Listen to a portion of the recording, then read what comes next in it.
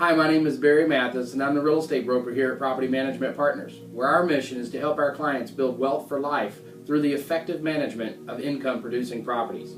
Typically on these video blogs, I'll be discussing items that relate to people who own rental properties, how they can effectively manage their properties, increase their income, decrease their vacancies, etc. Today I'd like to talk about something that's important to everyone who owns a home, not just those who own rental property. That is SB 183. SB 183 is a non-controversial bill that was passed by Governor Schwarzenegger before he left office. Similar legislation has been passed by various states all around the country. In a nutshell, this bill states that just as a fire detector is now required in every existing structure, CO2 detectors will also be required. A CO2 detector is used to detect a colorless, odorless gas whose presence is virtually undetectable in the home any other way. It is also deadly. Here in Sacramento, we recently lost an elderly lady and her caretaker due to a leak that was known about but had been left unattended. This story just underlines the severity of the problem.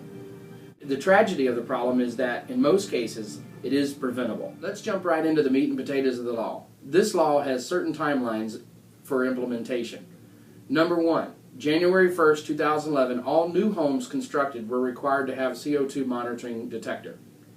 January 1st, 2013, all homes will be required to have existing CO2 detector. All homes may not be technically accurate. However, you'll find for practical purposes, it is accurate. I'll show you what I mean. The law states that every living quarters that has a fireplace must have a CO2 detector. The law also states that if it has an attached garage, it must have a CO2 detector. And then third and finally, it says that if it has fossil fuel burning appliances in the home, it must have a CO2 detector. So I've heard a lot of people say, well, my home doesn't have fossil fuel burning appliances. I beg to differ, it probably does. Fossil fuels are any fuel that creates CO2. So coal, kerosene, wood, any type of fuel gas, petroleum, are hydrocarbons. Unless you're in an all-electric home with a detached garage using only a microwave to cook, you need to comply with this law. Now that we've discussed who should comply with the law, let's discuss how the law can be implemented.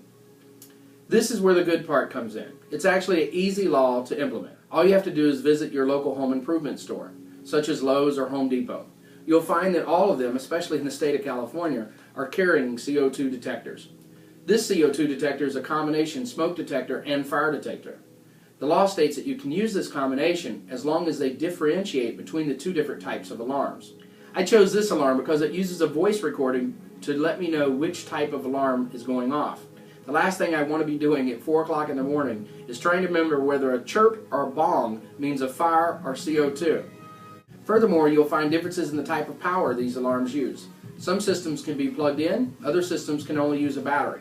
The law does state that if your system is plugged in, it must have a battery backup. I hope the last few minutes have been informative and will prompt you to take action. If you'd like to find out more information about CO2 detectors and SB 183, please visit our Facebook page at www.facebook.com/Property Management Partners. Have an excellent day.